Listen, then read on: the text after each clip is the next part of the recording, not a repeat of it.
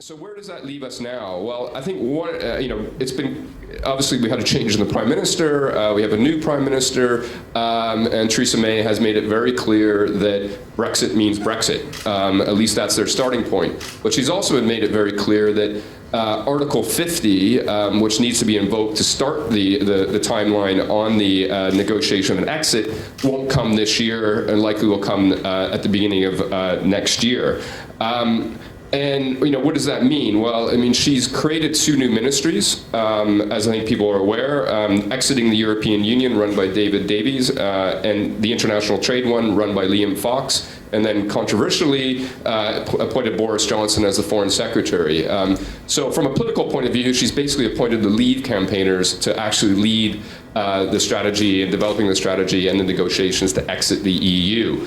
On the EU side, there was, especially after the vote, there was a very, very big, strong push by the EU, a lot of people in the EU to say we want to get this resolved as quickly as possible to get rid of the uncertainty, and they wanted the UK to invoke Article 50 to start those negotiations. That has kind of changed a little bit, more recently. Merkel has basically said, well, actually, the UK should take their time before they invoke Article 50, and it makes sense for them to do so.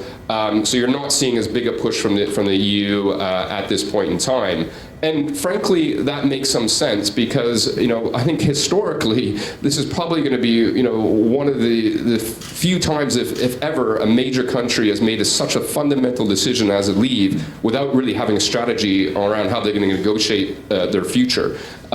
So I think the Prime Minister is correct in Theresa May in saying we need to take some time here to figure out what our strategy is and before we get into the negotiation and why trigger something that we need to that will lead us to exiting. I think the other thing to note is that, well, I think if we look at the practicalities of this, there are basically 3 stages. And some people talk about 2, but I think there are 3. The first one is obviously the negotiation. And the second one is what I would call the steady state, whatever they ultimately negotiate and what becomes the relationship between the EU and the UK.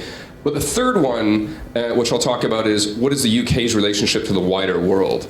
And that's something that's probably going to come after the steady state. So if you look at the first one on the negotiation, as I mentioned, Article 50, once that's invoked, likely at the beginning of 2017, this is going to take it's planned to take 2 years for that negotiation, for that exit. A lot of commentators say that is just way too short. That the complexity around that to get agree and exit and all the things and all the commitments that the UK has and the EU has and the interconnection.